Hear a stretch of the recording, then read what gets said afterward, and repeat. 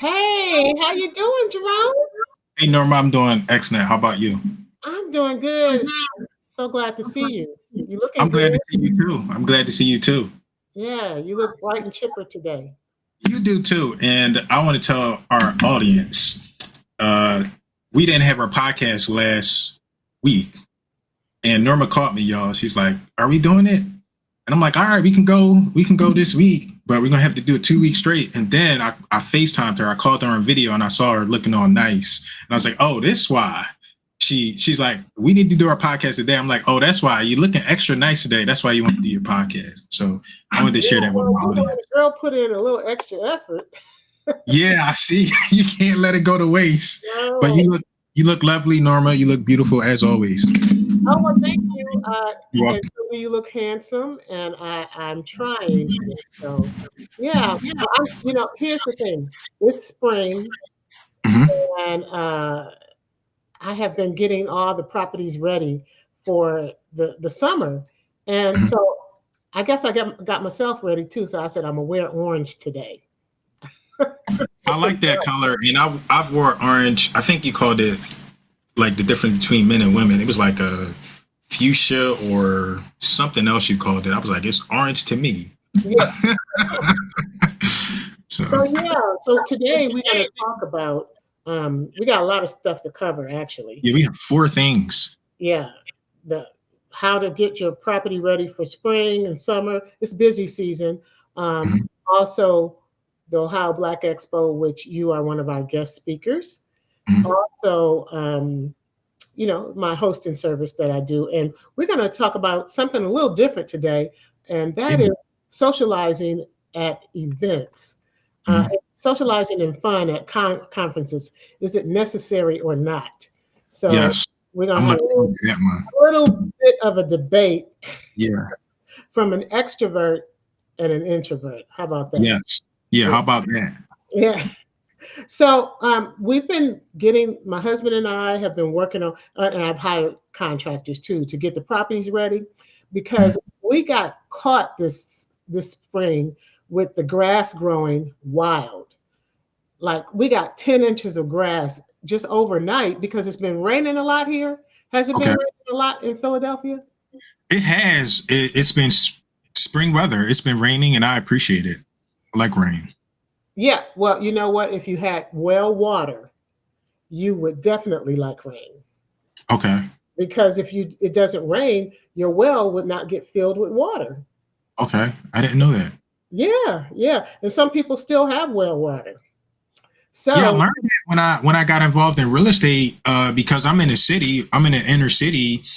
Uh, I am so ignorant to the other things that happen outside of cities, such as wells. I went out far, like West Pennsylvania, one time, and these people didn't have like towers and internet like we do have in the city. And I was like, it opened me up. And here I am living, and probably some of us watching this podcast. We live modern, and we don't think about the other things that happen outside of where we live. So, yeah, I learned about that when I got involved in real estate. so that Western Pennsylvania you're talking about, is that sort of like where my daughter lives, or is it I further? think it's a lot further west. I can't because you listen, y'all. She always say her daughter lives in Philadelphia. It ain't in Philadelphia. It's somewhere else. It's like It's further. Cokeville or some other area, and I'm like, Yeah. okay, And what's the name of that other city? I forget. But anyway, it's about a 30-minute drive. yeah. So So, yeah, it's like way farther west. The area that so the name of the city was called Glen Lyon, from what I remember, and it is far west in Pennsylvania. I think it's about 2 hours away, maybe. oh, But yeah. the environment was like, I was like, wow, this is so different. And opening up another can of worms. But even when I was there, Norma, we're black. I could feel, right? There's just feelings. I'm not saying that it's true, but I could feel that they were not familiar with me, especially me particularly because I have like extra dark skin, and they didn't necessarily want me there. So it was an interesting experience. Oh, wow.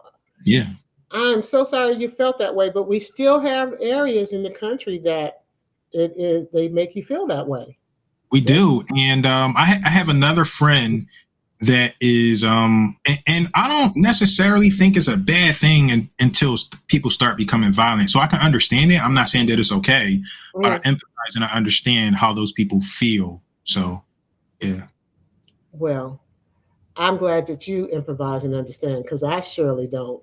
I know You know, you don't. I know. Yeah. yeah, yeah. When I taught school, you have to treat every student, regardless of income, uh, the hue of their skin. Everybody has to be treated equally, and Mhm. so that's how I was trained, and it becomes very apparent when you're in school, in a school environment, when you've got a diverse group of people, you want them all to love and respect and get along, right? Mhm. Because we're all just human, yeah. But We are anyway, just human, and we're going off track a little bit, but I like this conversation. But what about those groups that are not used to the diversity? Like we grew up around the diversity and we're more accepting and empathetic of that. But we like areas like that, it's not the same. They're it's like strange and weird and is new to them. Even I didn't mention this, but even out there, it was like different television channels, and I was like, oh wow, it's like just a whole different. It's kind of like a different world. wow, yeah, well, Yeah. that's very interesting. Mhm. So yeah, well, I'm glad that you were able to survive that. Yeah. That's an appropriate way to put it, but yeah. Yeah. So getting back to how we're preparing for Mhm. spring, we've been cutting grass and getting the lawns cut. We Mhm. feed. I had one lawn that was just overgrown with dandelions. We put weed and feed down, was praying that it rained so the granules could dissolve, and then uh, eventually the dandelion started to die. We kept it cut low. We planted flowers. So, it makes the place, when people drive up to your place, if you have that color, it makes them understand that you do care. Also, I'm getting a new fence at one of the properties because the fence is old, raggedy, rotten, falling down. So we're spending that money to get a new fence. Um, we're also staining another fence at another property. So it's just a lot of stuff. And I noticed that we have ants coming into the properties. So we are exterminating. Now I have extermination of my properties that I own every 3 months, some of them every 2 months. So they exterminate the outside and the inside because if you keep that perimeter around your house treated, you won't have all those insects that can invade your property. So yeah, so that brings to mind, I want to let people know that I have this hosting company, Happy Before you Space. do that, can I ask you a couple questions about what you said? Sure. So you mentioned like the grass. I think this might help people understand or give them perspective. So you mentioned the grass, like you said, we're cutting grass. Who's cutting the grass? Is it you? Is it your husband? Do you hire a service? Can you talk about some of that stuff? Well, sure. My husband likes to cut grass, and I really want him to be active. So yeah, Mhm. he'll get his lawnmower. He has an electric lawnmower, and he has two batteries for it. Mhm. And he'll go and cut our properties that we own. Okay. But for the other properties, we have cut The some other, when you say other properties, which properties? the properties that are owned by other people Okay, that you manage. that I manage. That's Okay. correct. Happy Spaces LLC. That's the name of our company. And you can Okay. go to our website and see some of our properties. But anyway, yeah, we will go in. If like I have landscapers and people that mow lawns on rotation, like they'll one person is on every 2 weeks. He'll go around and mow the properties that he's assigned to. But Mhm. I really like it when I can hire some kids in the neighborhood, Mhm. like teenagers. And I'm really impressed with some of the neighbors in the places where we have the properties because they want their kids to learn responsibility, have chores, have a little business. And so they charge less, uh, Mhm. and the fathers supervise them. In fact, yeah, And they live like a couple of doors down, so they want the property to look nice anyway. So they'll get their sons out there. Now they also take care of my trash. So I pay them to mow the lawn. It's less money to pay them to mow it than a professional. And then I also pay them to roll the trash can and the recycle bins out on trash day. Okay. So you So I have pay there. once a month for that at the Okay. beginning of the month. And then every time they mow, I send them money. So what I heard from you, there's three things you can do. Number one, you can kind of do it yourself. Number two, you can network and be social like Norma and talk to some of the neighbors and some of the people around the area in the neighborhood. And then number three, hire like professionals that you can put on rotation is what you said. Right. Okay. Yeah. And Okay. so all of those situations work. Whichever one can work best for you. I really like hiring the kids, but really from the first, you don't want kids working with those trimmers, the things that trim the bushes and stuff. So I Mhm. will make sure that it's a professional landscaper doing that, because Okay. all of the roses have to be pruned back. The evergreens have to be shaped. What else? Weeds have to be pulled. Now the kids can pull weeds, except I do have some perennials in those yards, so I don't want them to pull those up. What are perennials? Flowers? Yeah, flowers that come back every year. Okay. Uh-huh. And so, but I will have the perennials, but I also plant annuals every year as well. And I really like petunias. The reason I like petunias is because they're very hardy. Once they get that root established, Okay. I don't care if there's a drought, those things are still going to look pretty. Okay. So And I have a lot of knockout roses. so this Norma's very girly, y'all. She's very feminine. And I was trying to figure out a way to ask this question. Mm-hmm. The question, so in real estate, you hear like who buys the house? They say the women buy the house because of the kitchen and they make it pretty, all that stuff. Mm-hmm. So I want to hear from you because, and I'm being honest, I just take feedback from my coaches and people in history, and they say men shouldn't be decorating. We shouldn't be decorating. We shouldn't be designing and all that stuff that you just said. You said petunias and this flower and heart. I don't know what any of that stuff means, and I wouldn't even think about any of those things and getting my house ready and prepared the way that you are. So can you talk about that a little bit? Well, to be honest with you, Jerome, I kind of disagree with you. Okay. Men are very good at picking out flowers, and I mean, they're the landscapers. They come cut the grass and work out in that sweaty sun and pull up weeds and get dirty. Mostly men. Now, there are some women that do it, but those men know their plants. They know what will what needs a lot of sunlight, what doesn't, what Okay. needs a lot of water, what will come back every. So I think that men really, to be honest with you, they're probably better at the plant thing than women. Okay. What about, so I'm okay with that, but what about the design thing? Like, should we be designing houses and pick a designs? What's your feedback on that? Okay, well, I'm going to still talk about landscaping. So when Okay. you're doing landscaping, those guys know that you want to put the short flowers in front, the medium next, and then the tall flowers next. So, when you plant them, so that you can see all of the flowers. So, and they know where to position the plants in the yard. So I'm going to say that guys know that kind of thing.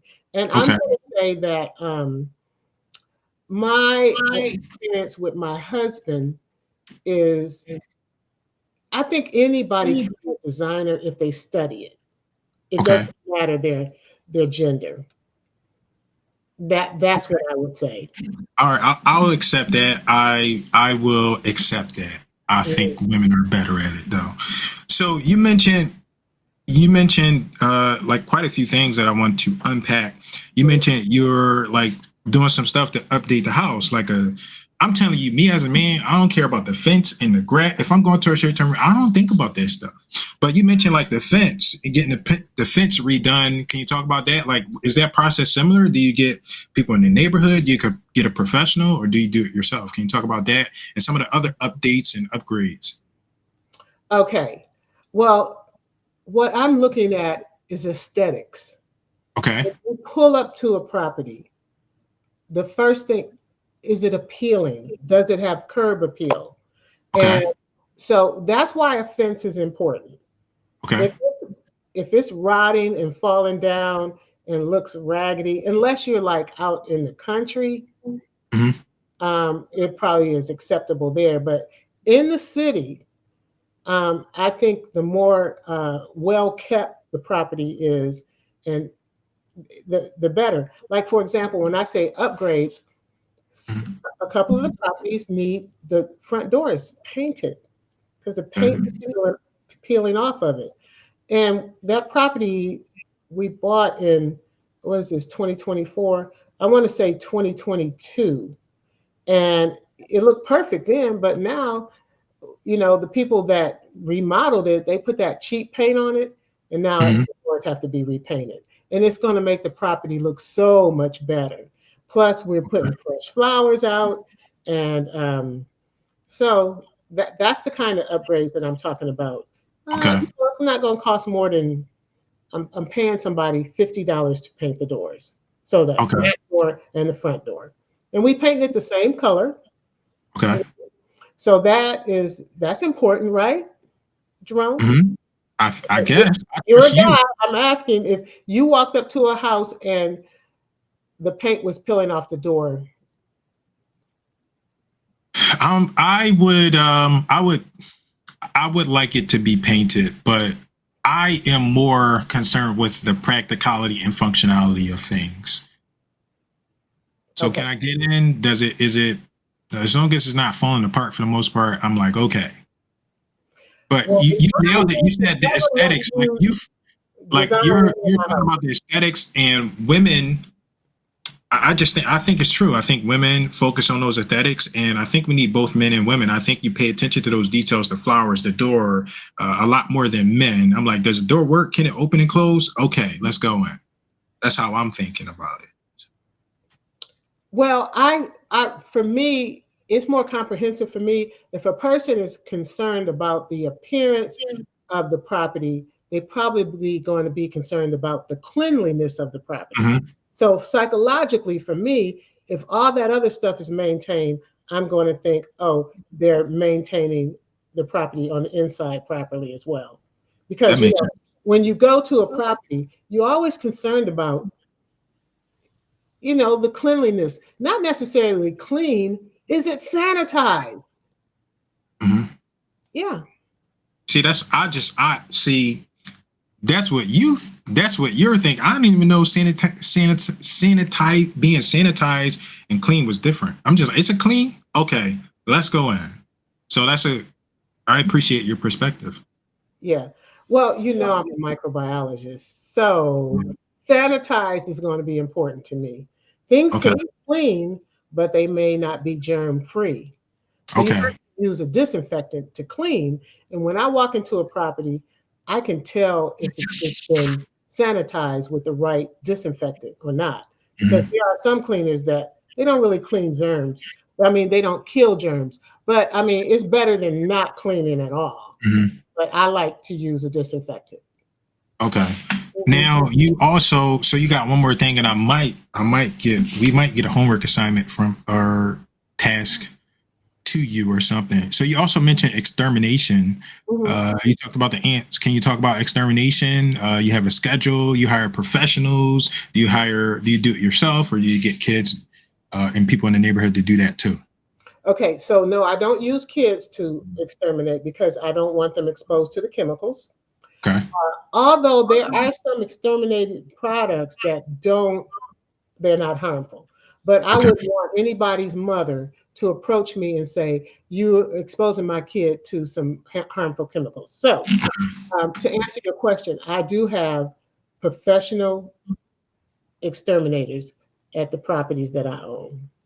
Okay. And They come I'm talking about Orkin, and I have Terminex. Okay. And so, and I do for my termites, I have used some local companies that come out and set those traps for the termites. Before you have to do that at a certain time, though. They attract the termites, so the termites go there and they get killed or whatever. I don't know how that works, but they're outside around the house. And so that's one thing. And I do like this product called Bug MD. It really does work. I saw it on TV and I bought some, and it's harmful to pets and kids. I mean, harmless to pets and kids. And you spray that stuff, and it does automatically, immediately adversely affect ants. Right now, every property, I haven't seen any ants here, but I may have seen a couple at another property. But anyway, insects, bugs gonna get in your house. You know what I mean? The little Hmm. cracks and crevices. And so you have to just exterminate. And right now, ants are the problem. And so you just have to get on top of it and get those ants out. And so I have one property that I did see roaches at. Now, roaches have to be introduced to your property, or they can come from a neighbor's property as well, because I feel like that's what happened at one of the properties. But anyway, I immediately called the exterminator again to come out, and told them I saw roaches, and I only really saw one, but that's all you need. If Hmm. there's one, there's many. And so yeah, we got that problem nipped in the bud. I don't do bugs or rodents. Now the rodents come in the property in the fall, going into winter, because they're looking for someplace warm. So Okay. you have to make sure all of the holes and stuff in the house are around the foundation are plugged up.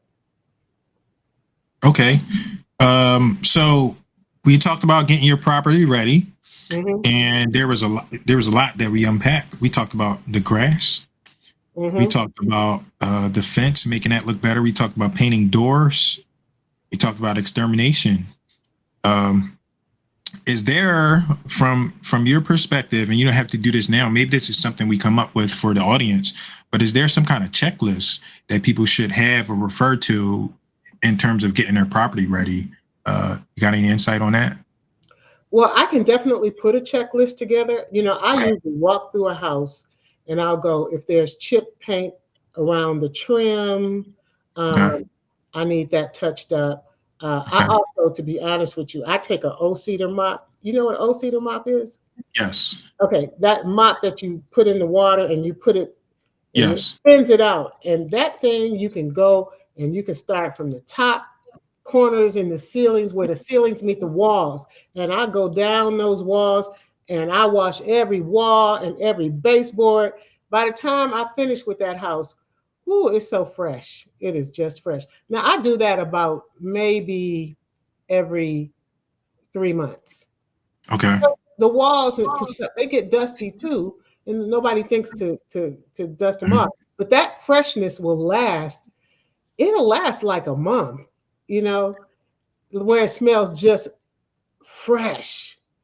And Mhm. so anyway, You yeah. know what you helped me realize? You helped me realize that I don't worry about those details because my mother was just like, she would clean everything, and not clean, because I just learned disinfecting and cleaning, those are two different things. That's how my mother was. She was like that, the whole wall, that like I don't know how often it was, but she would take care of and handle all of that. And that's probably why I didn't have any concern about certain things being clean, because my mother would always disinfect. And when you were speaking, you just reminded me of her. So it makes sense. uh So we're, yeah, we're, we're going to put together, you said you might put together a checklist. I can put together a checklist. Actually, I think I do have one. I already Okay. have one made out, I because thought I have it so. made out for my cleaners. Yeah, I thought so. So can you tell us about your services, your hosting, your short-term rentals, and some of the service that you offer people? So I have several properties that, so the business was grown out of Happy Spaces. It's a hosting service for people who can't host or don't want to host their own properties. And so what I do is I come in and I have different levels of service. Like I can Mhm. come into your property. I have owners that they wanted to do short-term rentals, but they did not have an appropriate property. One Okay. owner, I waited for a whole year. He went out and found the perfect property and bought it.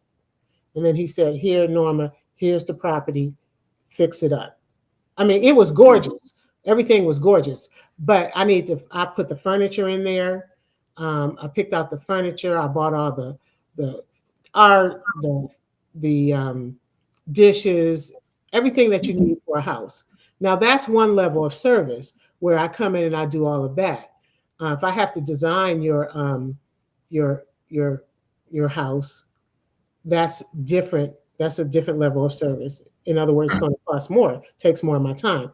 Secondly, if you already have things in your property, but I really like to pick the stuff out myself because you might pick the wrong thing. But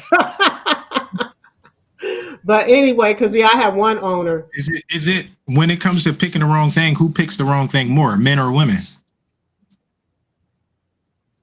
Both in this situation. Both. It's about the same. Yeah, since they don't really know what they need. For example, Okay. I prefer to have faux leather, faux Okay. leather, and so you can wipe it off. You know, Yeah. once you have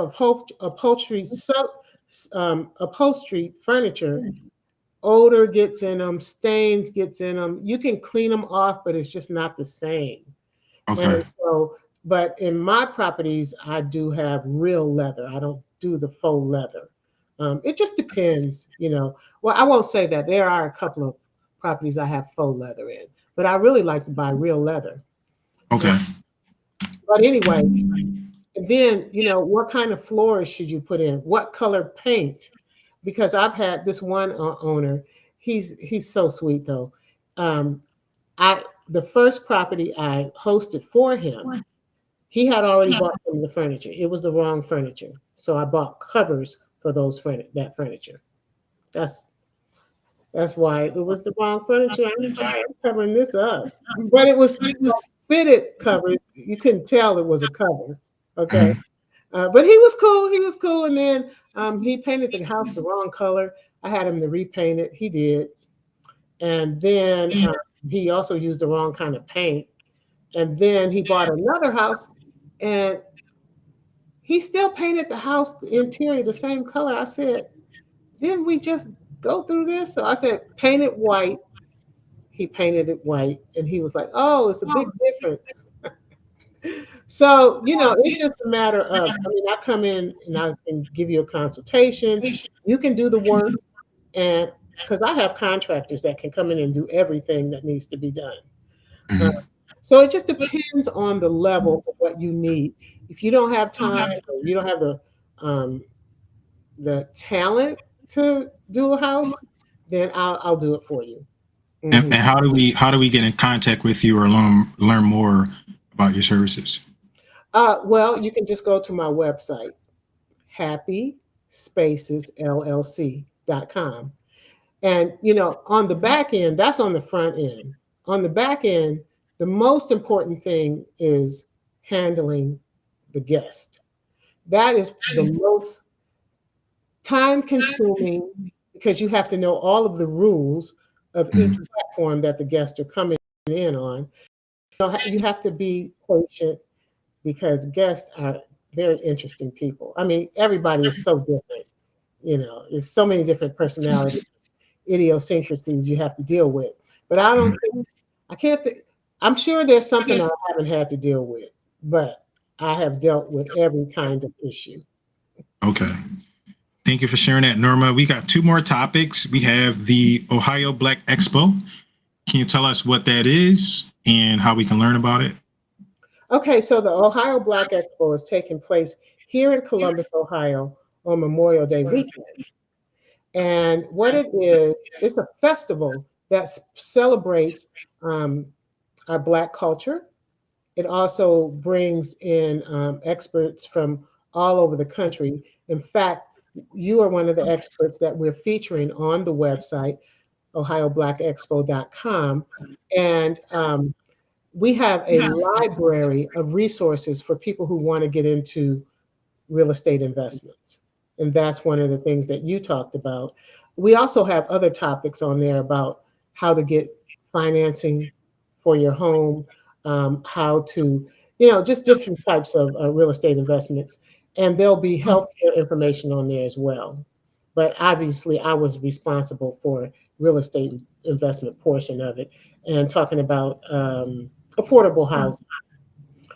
And what are you excited most about regarding the expo?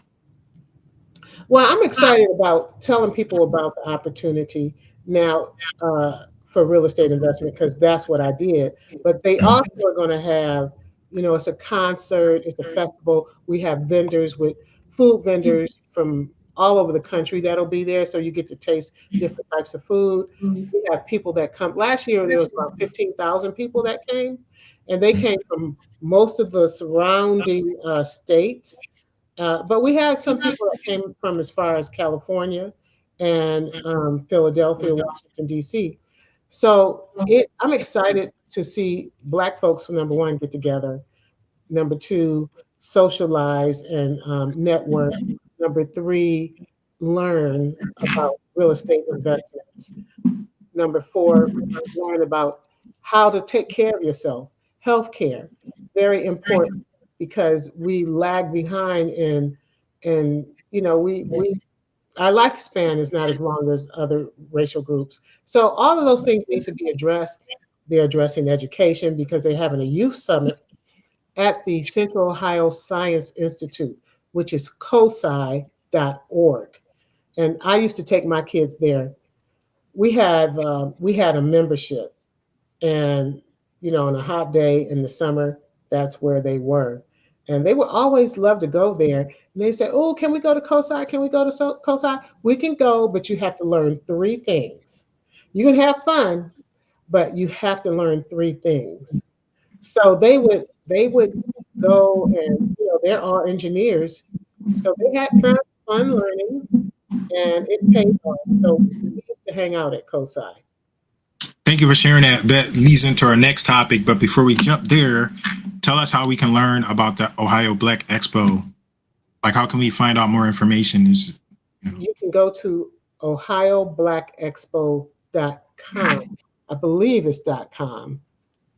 Because sometimes it could be .net. Yeah, it could be .org or something. Yes, I'm pretty sure it's .com. And even if it's not .com, if you Google Ohio Black Expo, it should come right up. It's So, .com. Norma, you mentioned, like, when you were talking about some of the things you were looking for, like, this is an event.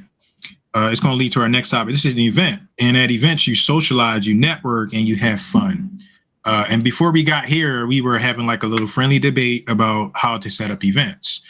And anybody listening to my podcast understands I'm this serious one. Oh my God, Jerome, you're so serious. Norma's more fun. Anytime I partner with someone, I partner with somebody that's more fun so we can balance things out. Now, the reason why I mentioned that is because Norma just mentioned her children who are engineers and they're workers. And they're like, Mom, can we go to, what do they want to go to? What's the name of it? Ohio Science Institute, COSI. COSI, Central Ohio Science Institute. And Norma said, yes, but you have to learn three things. So I was discussing with Norma events, and I was talking about the fact that people have to go to learn. And Norma was talking about the fact that people want to go and they want to socialize and have fun as well. So let's talk about that, Norma.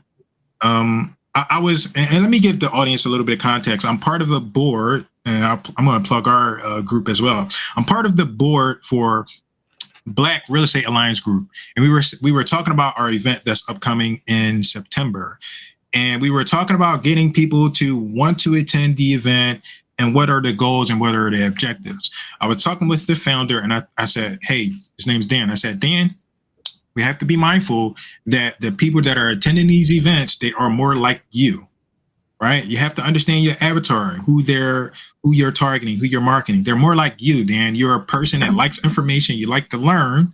You go straight for the information. We're putting on an event and we're marketing to our audience. We have to keep that in mind. And then it's like, well, I want it to be fun. I want people to go there. I want them to socialize. And I gave them a little bit of pushback. I was telling Norma that story, and Norma said, well, Jerome, you do want that aspect. So Norma, share with us based off what I just said, and then I'm going to share my insights and my perspective, and then we'll leave the audience. Okay, well, I'm going to refer back to my experience as a teacher. Mm-hmm. Number one, when you want people to learn, you got to remember that there are all kinds of learners. There are people that are hands-on or audio learners, or or they just understand things just by telling them. And so adults are the same way. And with you, when you're teaching kids, you have to engage them. Number one, you have to be mindful that there's competition out there. So when you have a learning environment, even at a conference, you got to remember that there are also people like me who are extroverted and like to socialize, and there are people like you who are introverts. And so all you really want to come do is learn, and that's your goal, and you're okay with that.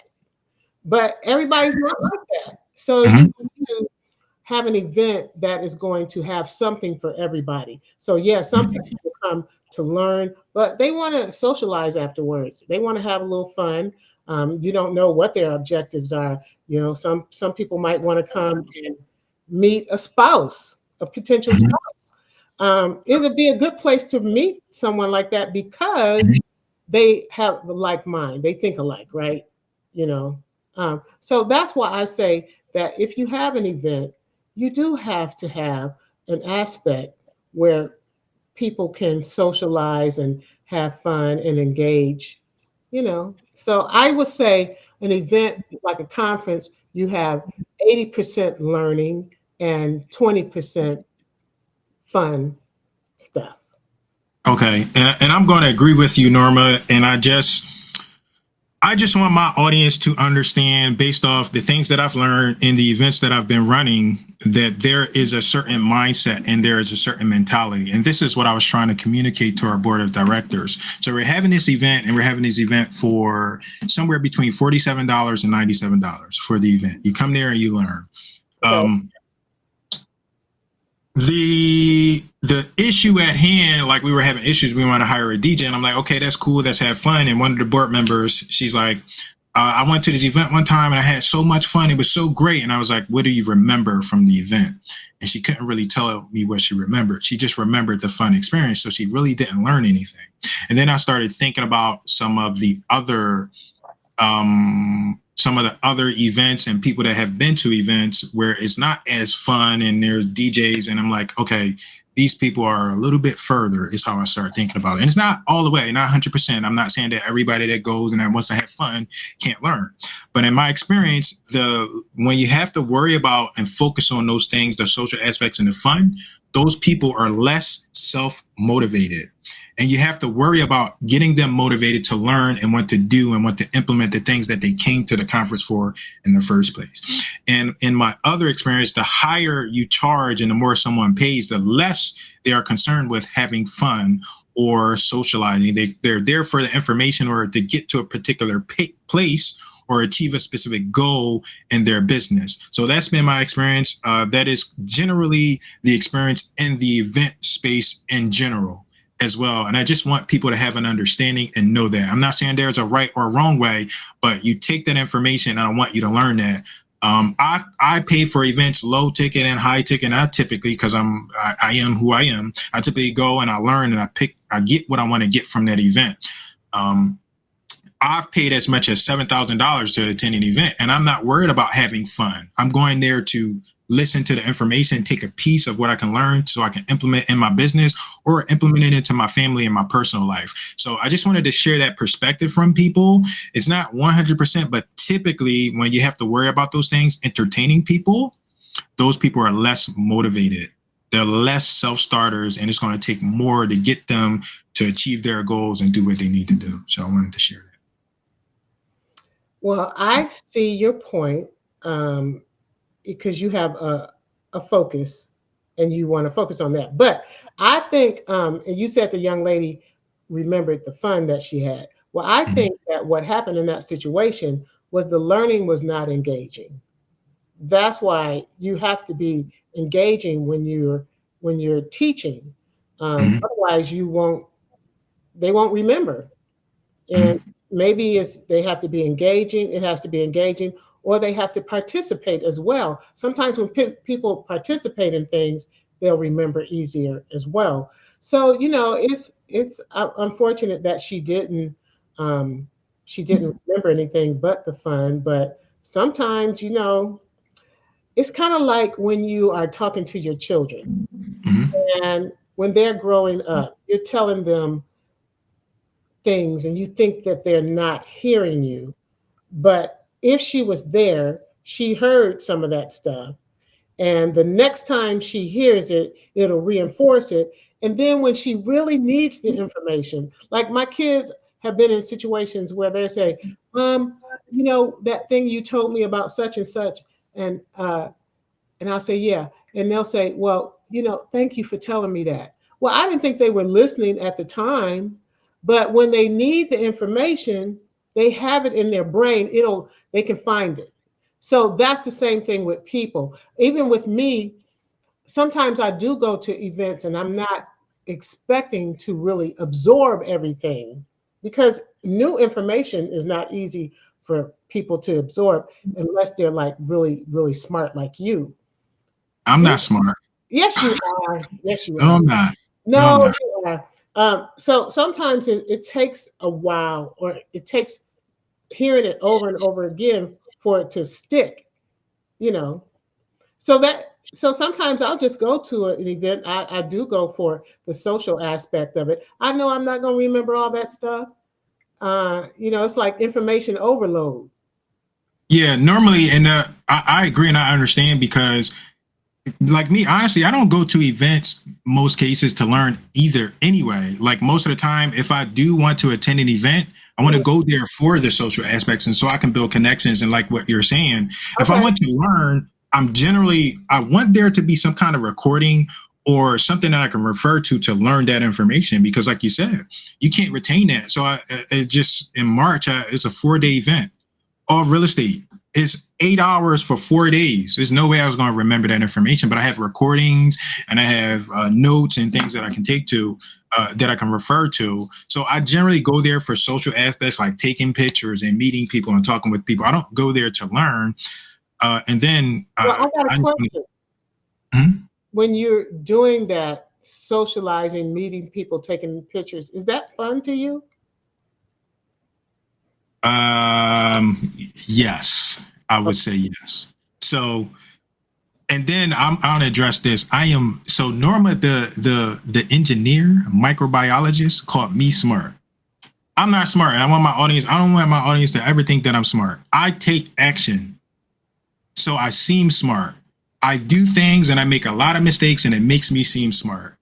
I'm not as smart as Norma. She just taught. I didn't know it was the difference between clean and sanitize. She's an engineer. She's got 3 children that are engineers. I'm not smart. I take action, and if I can do stuff, that means everybody else can do stuff too. So Well, I will say that you are smart, but like you said, you take action. So if you're smart and you don't take action, it doesn't work. But what you do is you take action, and that's a very important part. Executing things is very important. So action is much more important than, and you can be the most intelligent person in the world, but if you never execute and move forward, it doesn't matter. Yeah. yeah, 100%. So thank you, Norma. This has been excellent. I appreciate you so much. I love our conversations, and I missed you. She had left me last week, y'all, but she made up for it. She came back this week. So Well, yeah, I did leave you last week, but I was recording those videos for the mhm. our Black Expo, which you are included on. So I'm looking forward to those coming out. Yeah, Likewise, thank you so much, Norma. I appreciate you. I'll see you next week, or they'll see us again soon. absolutely. All right.